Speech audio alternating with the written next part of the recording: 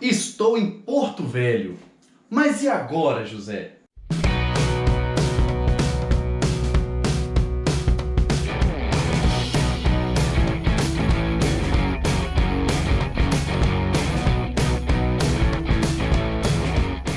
Mas antes de qualquer coisa, se inscreve no canal se não é inscrito, ativa o sininho para ser notificado quando sair vídeo novo, porque eu não tenho costume de postar vídeo toda semana.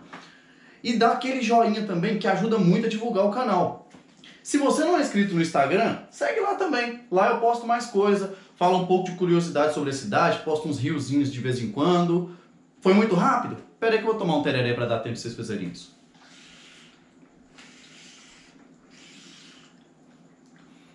Agora a gente pode seguir com o vídeo?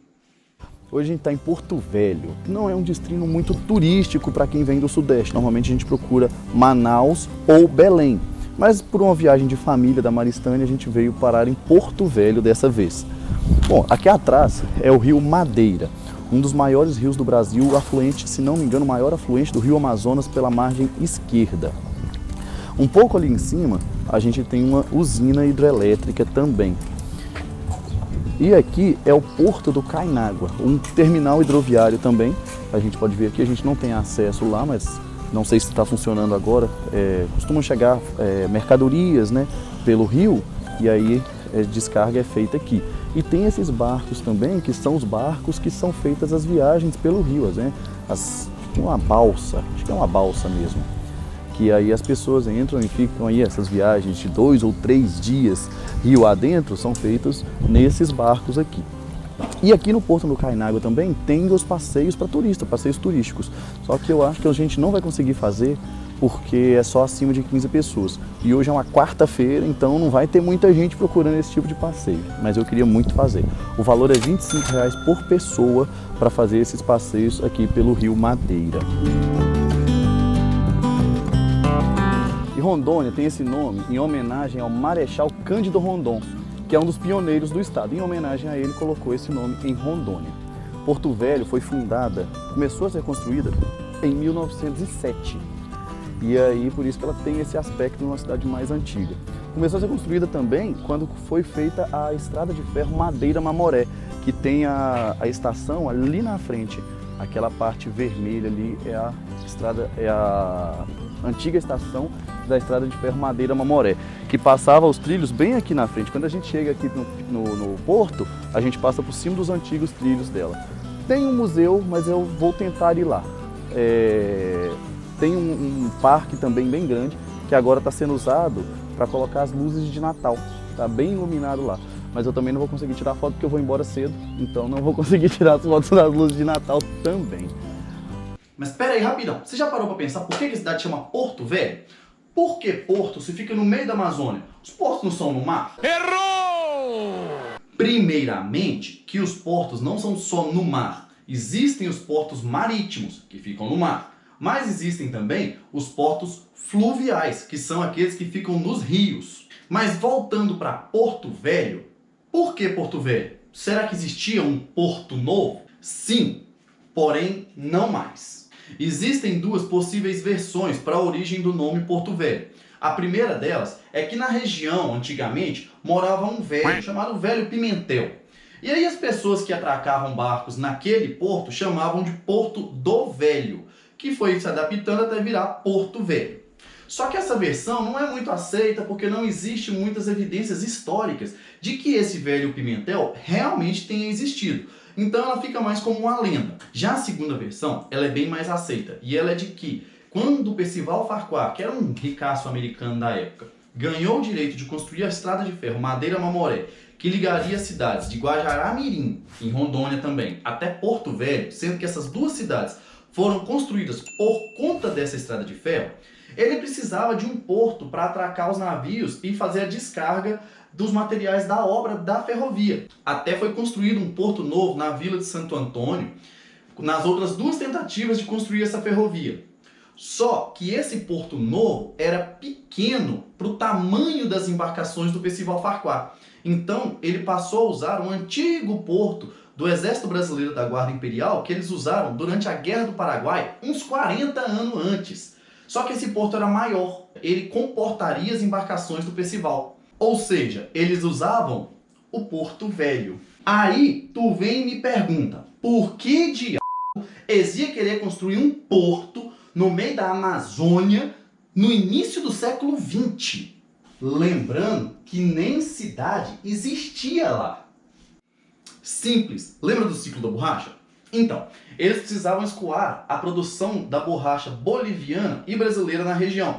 Só que o rio Mamoré e o Madeira ali na região tinha muita cachoeira que não deixava as águas serem navegáveis. Então não tinha como eles levarem a produção de barco até o mar. Então fizeram uma ferrovia que levaria esse material, essa borracha, até aonde o rio se tornava navegável. Lá eles tiravam dos trens, colocavam em navios que iam pelo rio Madeira, chegavam no rio Amazonas e levavam até chegar no oceano. Quando chegavam no oceano, tiravam desses navios menores, desses barcos que navegavam nos rios, passavam para os navios maiores, para aí sim fazer a exportação para o mundo inteiro da borracha brasileira e boliviana, que saía lá do meio da Amazônia.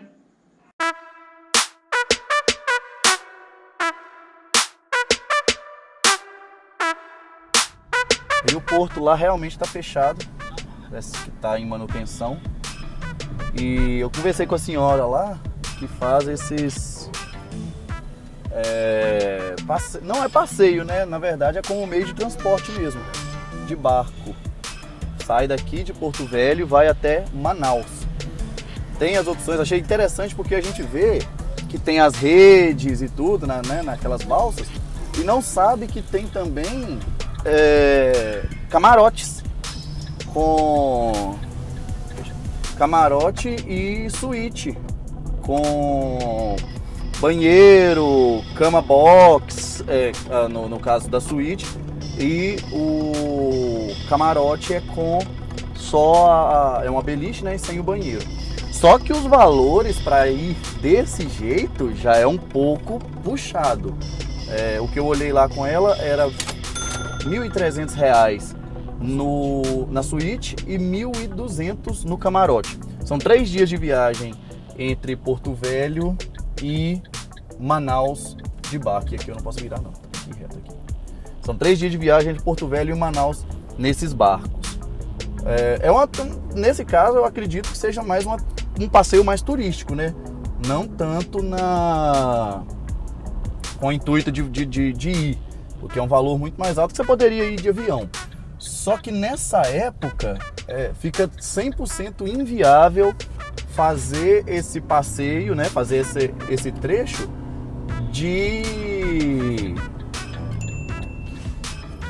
É inviável fazer esse trecho de carro, porque pega parte de rodovia não pavimentada e está chovendo muito aqui no norte, então fica impossível você conseguir fazer esse trecho de carro. Então por isso que tem esses barcos que fazem esse trecho pelo rio Madeira e depois pega o rio Amazonas também. E ele vai parando também em diversas cidades até chegar na cidade de Manaus. E lá em Manaus ele pega a galera e volta aqui para Porto Velho de novo.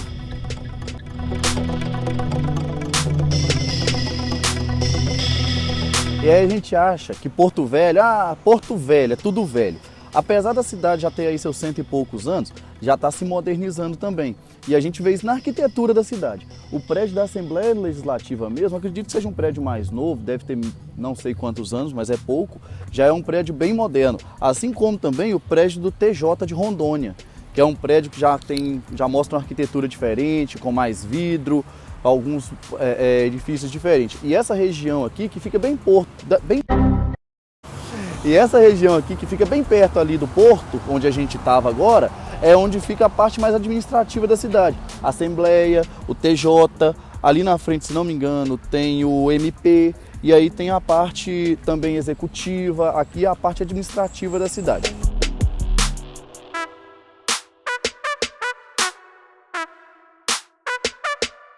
E como eu estava falando, aqui é a parte mais administrativa da cidade. Aqui, o prédio atrás, onde eu mostrei aquela hora, é o Tribunal de Contas do Estado. Ali na frente, um pouco na frente aqui, é o Ministério Público do Trabalho. E um pouco da parte cultural também, que é o Teatro Estadual, o Palácio das Artes de Rondônia. Aqui tem a parte do teatro, centro de convenções, onde tem eventos, esse tipo de coisa. Acredito que seria mais ou menos igual ao Teatro Municipal de São Paulo, só que um pouco menor, né?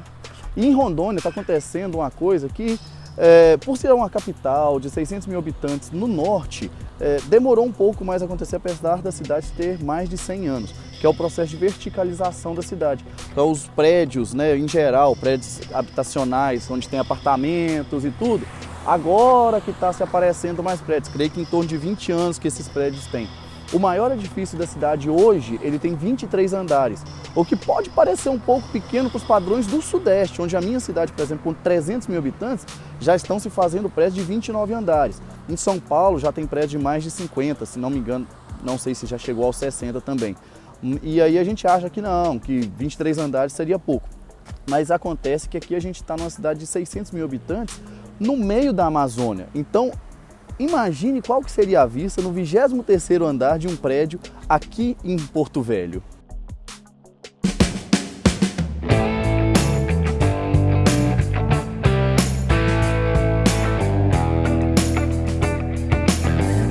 E uma das coisas para fazer aqui em Porto Velho é vir nessa área alternativa, se não me engano é assim que eles falam aqui, que é uma espécie de parque aberto, né? Fica no meio da rua. Eu não lembro o nome dessa rua aqui, vou colocar o nome. Para lá, para frente, é o aeroporto, então quem chega de avião passa por aqui. Tem essa espécie de passarela, que para mim liga nada a lugar nenhum. Ela é só uma passarela mesmo para o retorno dos carros aqui. Mas que tem bastante coisas para fazer, né? Aqui tem os banquinhos, tem uns lugarzinhos aqui bem bonitos. Um pula-pula para criança. Lá no início dela, na quinta-feira passada, tinha também umas bicicletinhas elétricas, motorizadas, então a gente podia vir.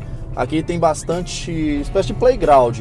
Então é uma área onde eu acredito que as famílias daí vão vir e trazer as crianças para poder brincar, para poder fazer um piquenique, alguma coisa assim.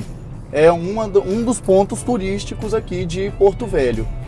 E tem também aqui mesmo uma coisa cultural daqui do norte, principalmente, e do centro-oeste, que é tomar o tereré, que aqui bem próximo aqui dessa área tem é tipo uma lanchonete que as pessoas vão e a gente pede, ao invés de pedir uma torre de chopp, igual a gente pede, né, lá no Sudeste, a gente pede uma torre com suco, com água, e a gente bebe o tereré, que é uma erva, uma espécie de chimarrão. Todo mundo conhece chimarrão, então é o jeito mais fácil de explicar.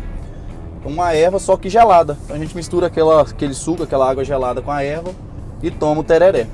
E aí a gente vai lá tomar o tereré agora e eu vou mostrar exatamente como que funciona esse negócio de tomar tereré numa lanchonete aqui em Porto Velho.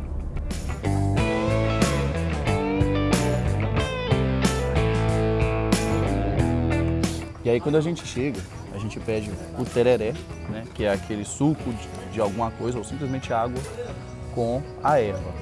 A erva é isso aqui, é a erva mate, com boldo, limão, coisas refrescantes, por causa do clima que é quente pra caramba.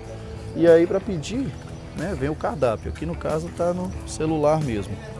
Um suco de limão, suco detox, torre, e aí você pode escolher também a erva que você quer, né? Menta e uva, pura folha, e vem a torre, né? Aí a gente pediu de 1,5 litro, vem a torre para a gente poder jogar, né? Colocar na cuia, no copinho com a erva, e aí a gente bebe o tereré aqui da região, né? Do sul, do norte. E no centro-oeste também bebe bastante. Só no sudeste e sul que a gente não bebe. Sudeste a gente não bebe bosta nenhuma. E no sul toma tereré. Toma chimarrão. Tereré não, chimarrão.